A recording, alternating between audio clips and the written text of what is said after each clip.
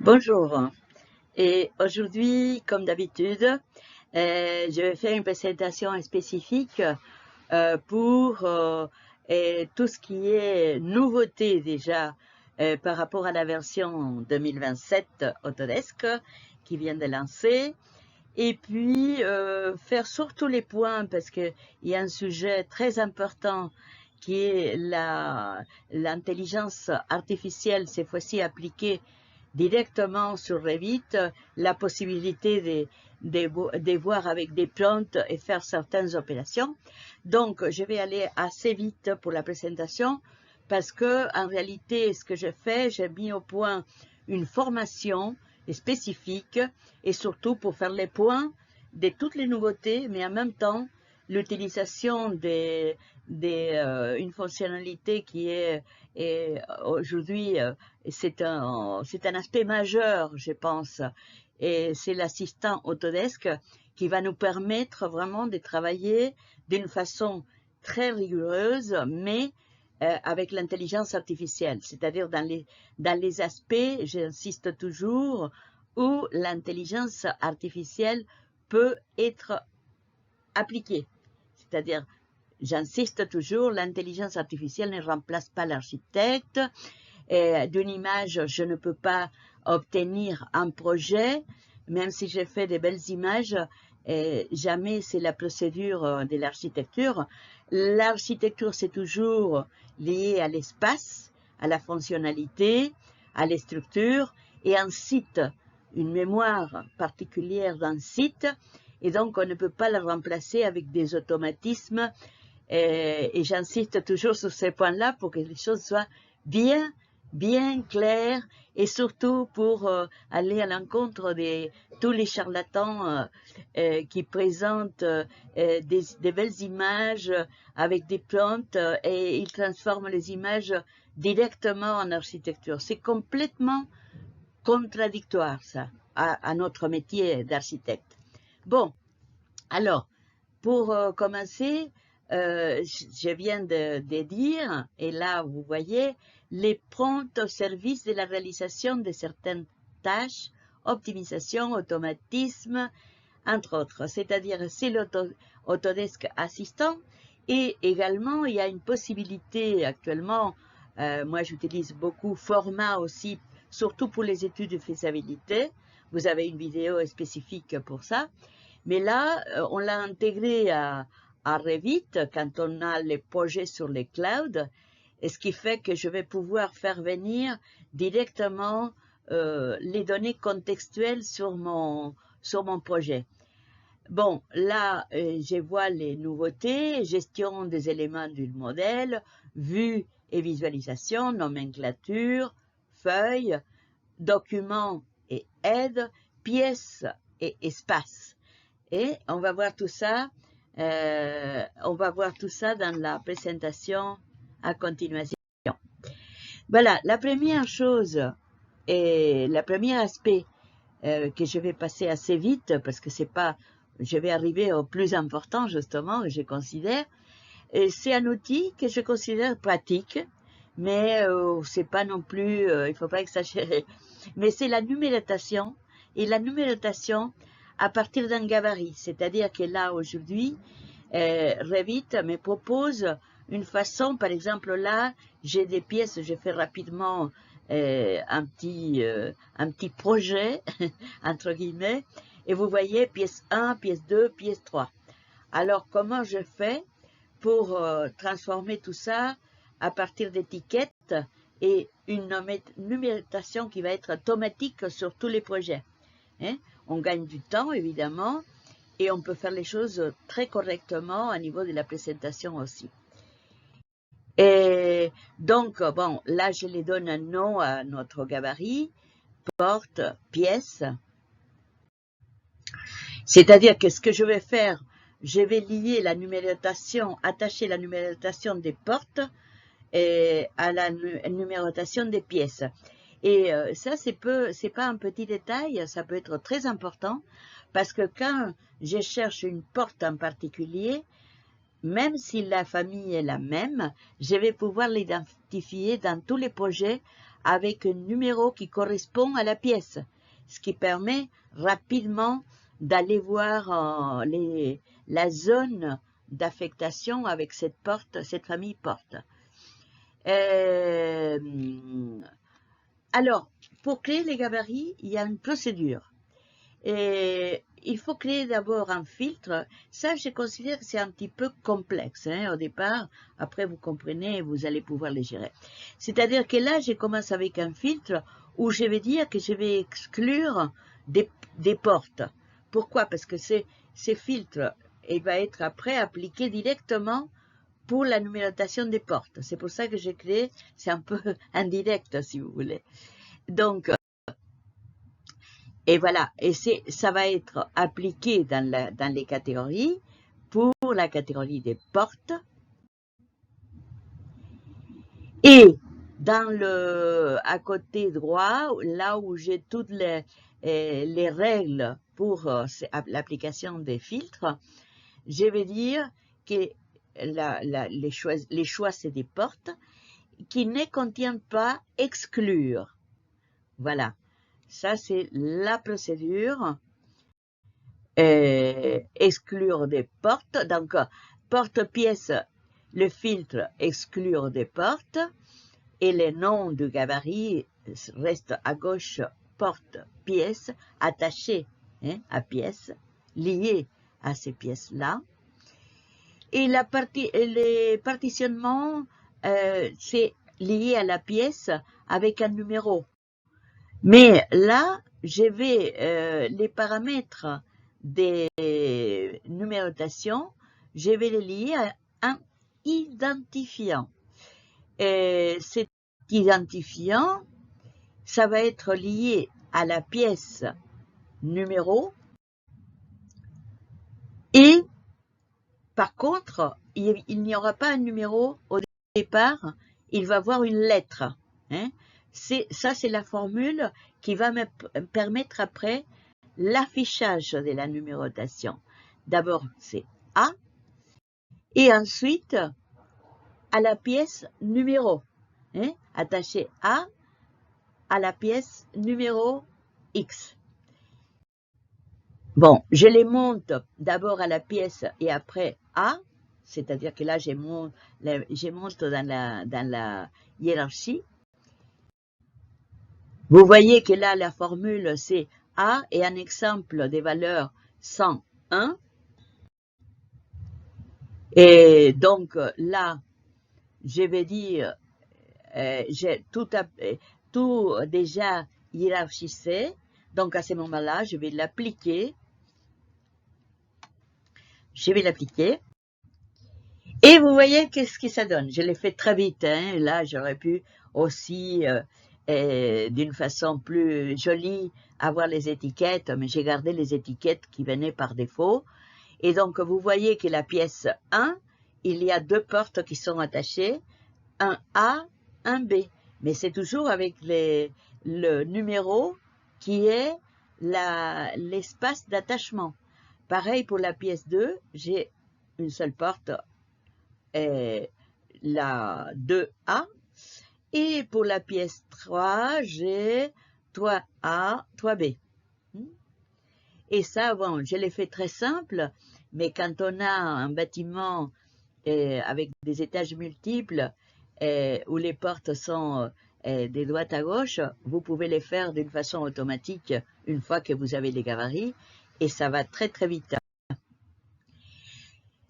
Alors, un aspect très important aussi, qu'on avait déjà sur la 2026, j'avais fait justement une présentation spécifique pour les nouveautés de la 2026, et dans la 2026, on a une modification qui était essentielle, qu'on cherchait depuis longtemps, pour tout ce qui est surtout réhabilitation ou aménagement, par exemple. Et pourquoi? Parce que je peux venir avec un mur et avoir un segment où je rajoute des couches.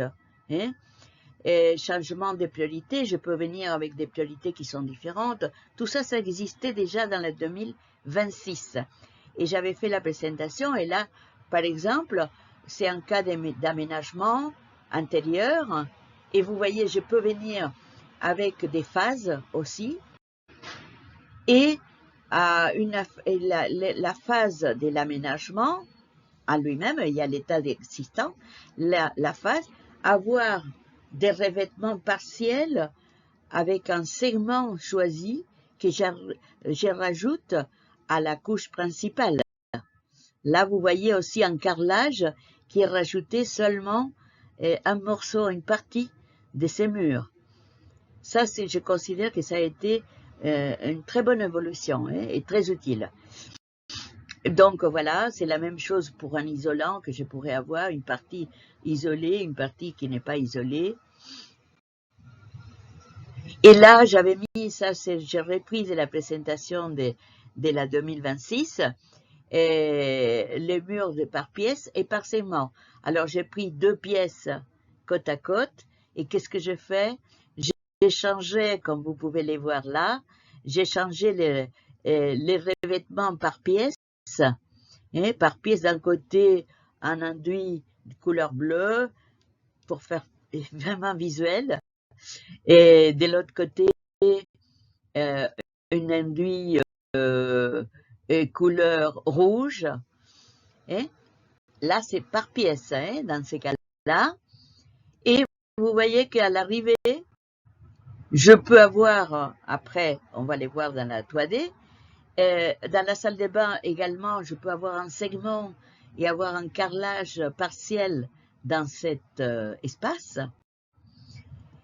et rajouter par rapport à l'existant. Donc, vous voyez là le résultat final, c'est-à-dire que je peux être assez libre à niveau de la création des murs composés et aussi assez libre à niveau du positionnement de ces revêtements. Voilà. Alors, en revanche, il y a un aspect qui a été rajouté et que je considère très important aussi sur la version 2027 et c'est le mur dépendant d'un mur haute. C'est-à-dire que vous avez, comme je présente ici, un mur qui est le mur, la cloison limite de la chambre. Et qu'est-ce que je peux faire? Je peux créer un autre mur, une autre cloison d'une épaisseur, bon, X, là j'ai mis une épaisseur 10, voilà, comme exemple, peu importe ça. Et vous voyez, là il y a la cloison originale, plus je rajoute un mur. Et ces murs, je peux l'attacher à mur haute, c'est-à-dire les murs de gauche, les cloisons qui existent, et je vais pouvoir, même avec un décalage, déplacer l'ensemble, c'est-à-dire que ça fait partie d'un même mur, même s'il y a 2 murs avec un décalage.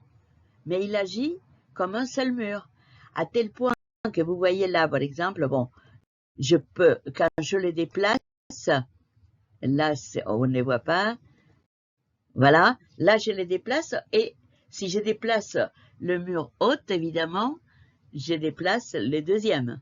Si je déplace le deuxième mur, évidemment, il va pouvoir se déplacer sans l'attachement direct de ces murs. Et ce qui est très important aussi, et que c'était très difficile, parce que parfois ça m'obligeait, quand j'avais double mur, ça m'obligeait de créer un vide, parce que quand j'ai créé des portes, les deuxièmes murs n'étaient pas percés. Et là, vous voyez, avec cette option nouvelle de 2027, je peux venir et attacher les deux et avoir l'ouverture totale, ce qui est très utile. Hein? Ça, c'est très utile. Et merci Autodesk. Voilà. Après, il y a, ça je considère que c'est pas non plus, c'est un petit détail, c'est la numérotation des escaliers. Hein? Avant, on pouvait les faire, mais il fallait certaines règles, certains paramètres. Maintenant, je peux venir avec la numérotation de l'escalier et cette numérotation va remplir d'un bout à l'autre l'escalier et même, je vais pouvoir créer un style avec un type de police et caractère. Bref, comme je les montre ici, vous voyez, hein, il y a des polices de caractère, voilà. Donc, je pense que ça, il n'y a pas beaucoup à rajouter. Et là, je vais passer à vous présenter la nouveauté principale, je considère, c'est l'inclusion de l'assistant Autodesk qui me permet, avec des prompts que vous voyez à droite quand j'ouvre, des prompts qui sont, il y a des prompts qui sont déjà préparés à l'avance et il y a des prompts que vous pouvez rajouter et en même temps vous pouvez les enregistrer après, c'est-à-dire que s'il y a des tâches automatiques et que vous pouvez appliquer à plusieurs projets, il suffit de créer un projet gabarit avec tous les prompts déjà hein, préparés et vous pouvez faire, ça c'est évidemment dans les cas où on travaille sur un modèle, un type de projet bien déterminé. Hein, par exemple, logement, je ne sais pas, mais il faut qu'il soit lié aussi à un programme en particulier. On ne peut pas donner des prompts de droite à gauche. Voilà. Et alors, ce que je vous présente ici, c'est un cas précis, le premier. C'est pour voir, par exemple, j'ai besoin d'avoir une table de nomenclature des fenêtres, de toutes les fenêtres de ces projets 1. Alors, qu'est-ce que je fais? Pouvez-vous créer une nomenclature? Je rédige la rédaction de ces prompts. Bon, moi, je travaille aussi sur ChatGPT, sur d'autres, hein, Grok et compagnie. Et aujourd'hui, rédiger bien, correctement un prompt, c'est 80% de la réussite de l'application de l'intelligence artificielle. Hein. Parfois, on les demande, une question mal posée, la réponse, ça va être fausse aussi, parfois. Donc là, je demande les fenêtres. Elle me donne même déjà des champs qu'elle va inclure. Hein. Ça, elle me le donne par défaut. Elle me dit, je vais inclure un repère, niveau, famille, largeur, hauteur. Si j'accepte ça, et si je ne veux pas rajouter encore d'autres champs, j'accepte ça comme ça. Et puis, je demande aussi un tri par niveau. Ce que je souhaiterais, c'est d'avoir séparé les niveaux. Donc, je les demande aussi. Et vous voyez le résultat. Là, j'ai rez-de-chaussée avec un type de famille, les totaux. C'est-à-dire qu'en 2 secondes, et là, si j'ai un petit projet, ça, évidemment, ça n'a pas de sens. Tout ça, c'est lié à la complexité d'un projet. Voilà. Donc, ces modèles de table de nomenclature, je pouvais aussi le faire avant, mais je peux créer un CSV, c'est-à-dire un CSV qui va me permettre après l'insérer sur Excel, hein, dans les cas où j'ai besoin de l'insérer sur Excel.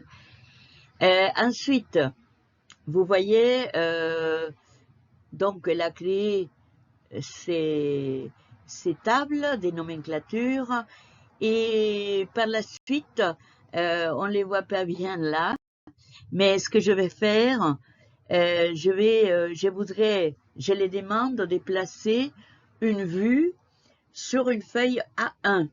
Hein? Là, également, sur une feuille A1, je peux le dire, les modèles que vous avez, des cartouches, je peux choisir et les dire si ces formats existent dans les projets, il va aller chercher directement dans les projets. Évidemment, si les formats n'existent pas, il va pas les deviner. Hein, ça, c'est évident. Donc là, je peux venir, ça c'est très utile, je peux venir insérer une vue avec une échelle sur une feuille particulière.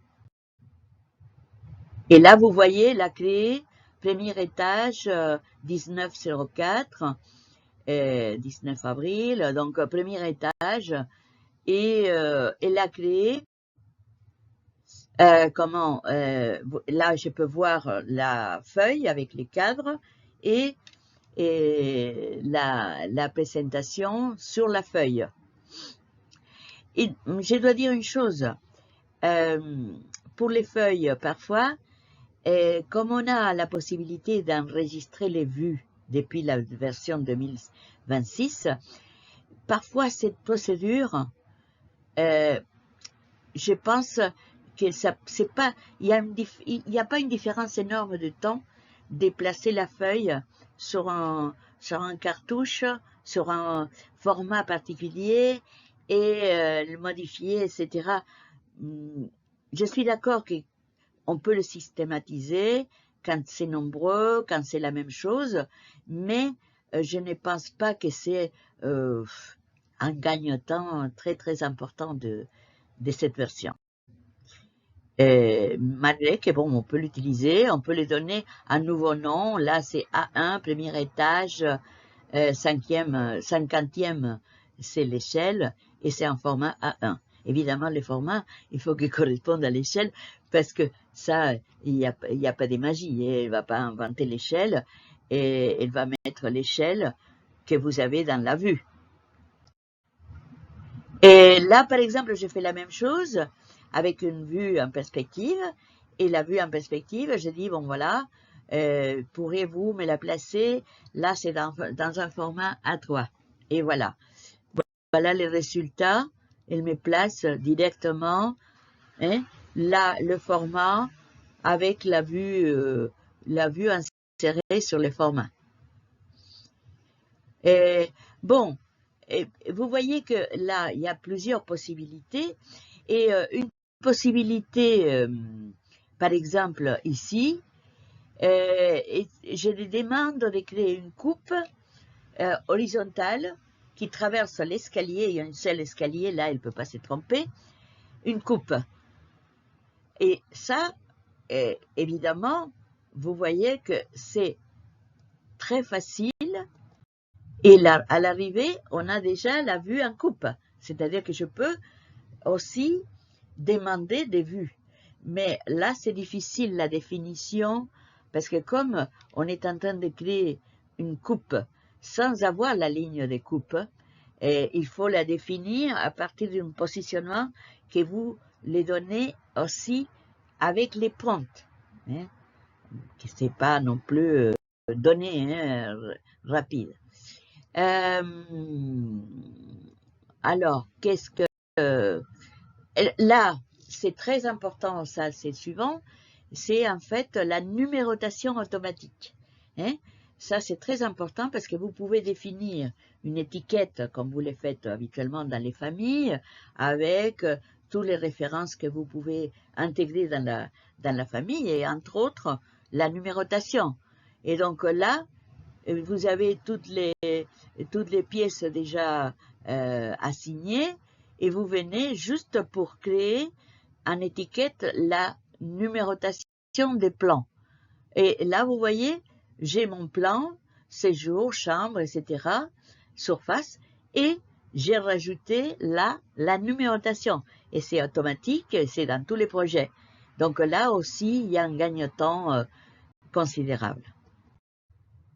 Voilà, là, je montre l'étiquette, j'ai changé pour avoir intégré aussi la numérotation, évidemment. Il n'y a pas des magies, hein, il faut l'intégrer pour qu'elle soit présente après dans la considération. Et voilà, je pourrais m'étaler déjà dans la formation, dans les exemples que je veux présenter, je vais faire travailler tout le monde avec des prompts très précis, avec des cas particuliers, avec des programmes particuliers, parce qu'un programme, pour utiliser l'assistant, c'est bien lié à un programme, l'intelligence artificielle, l'application. Hein? Et donc, là, j'ai fait deux exemples, mais justement, mon but, c'est dans la formation d'apprendre aux élèves comment on rédige bien, correctement les prompts sur Revit. Ensuite, comment on peut faire en sorte d'avoir un gabarit lié à un programme spécifique d'agence pour que les plantes soient déjà enregistrées. Voilà, et ça c'est vraiment l'automatisation qu'on souhaite, qui ne fait pas l'architecture, l'automatisation. Hein? Ça, le métier, c'est pas automatisme. Il n'y a rien en automatique, surtout dans un métier où il y a tellement des ingrédients qui sont à l'intérieur pour que les gâteaux, quand on les monte, soient bien construits dans les normes et tous les restes, hein, c'est-à-dire, voilà. Mais c'est pas très important, ça. Ensuite, il y a l'intégration aussi, et là je veux dire, les projets, il faut l'insérer dans les clouds, et une fois qu'on l'a inséré dans les clouds, on va pouvoir créer des scénarios à partir des formats sites, formats design, c'est-à-dire qu'on a un terrain, et ces terrains qu'on l'a importé, qu'on l'a créé sur format, c'est-à-dire on a vraiment bien géolocalisé le terrain en question pour le projet, et ensuite on va pouvoir l'intégrer à Revit pour directement sur Revit pouvoir faire les analyses des bruits. Voilà, là c'est format, quand je découpe mon terrain, là c'est aussi format, hein, quand je peux visualiser via satellite, bon, j'ai plein d'options. J'ai fait aussi un cours pour connaître l'outil format, surtout parce que je pense que pour les études de faisabilité, c'est excellent. Et bon, là, c'est un autre sujet.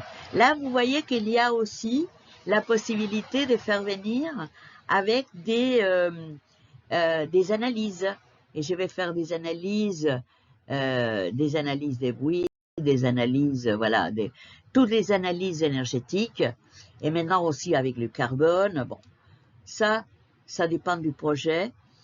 Mais ce qui est important, c'est de savoir que maintenant, on a intégré à Revit, on a un dialogue beaucoup plus souple entre format et Revit pour l'utilisation. Et voilà, et là j'ai fini cet exposé, que j'espère que ça éclaire un petit peu par rapport aux nouveautés, comment on peut jouer actuellement avec tous les nouveaux outils, comme d'habitude. Hein. Je dis c'est jouer parce qu'en fait, au départ, moi, quand je prends les nouvelles versions, et ce que je vais faire, c'est jouer moi-même avec des exemples. Hein, parce qu'après, c'est du blabla. Et moi, j'ai jamais fait du blabla. Et justement, ma tête, là, c'est un petit détail. Mais si je mets pour communiquer seulement ma tête et ma présence, moi je montre, vous voyez, avec mes propres exemples. Et ce qui est rare de trouver, parce que quand vous voyez les gens qui présentent, qui peut être très complet et très visuel et très bien, mais ils ne présentent pas avec des cas concrets. Et pour moi, si on présente un sujet comme celui-là,